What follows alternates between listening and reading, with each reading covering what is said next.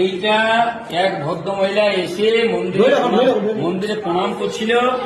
প্রণাম করার পরে তারপরে জিজ্ঞেস করছে যে ঠাকুর মশাই মন্দির কতক্ষণ খোলা থাকে। আমি বললাম মন্দির খোলা থাকে মা বেলা 12টা পর্যন্ত। নিয়ে বলছে আমি আরেকবার আসবো। তারপরে ও আরেকবার এসে টোটো করে মন্দিরে নামলো, নিয়ে মন্দিরে ঢুকে বলছে আপনি একটু ফ্রি আছেন, আপনাকে কিছু কথা বলবো। আমি বললাম দাঁড়া মা, আমাদেরকে তো টুকটুক করে উঠতে হয়। নিয়ে কাছে বসলাম, মেয়েটি এখানে বসে আছে, আমি এখানে বসে আছি।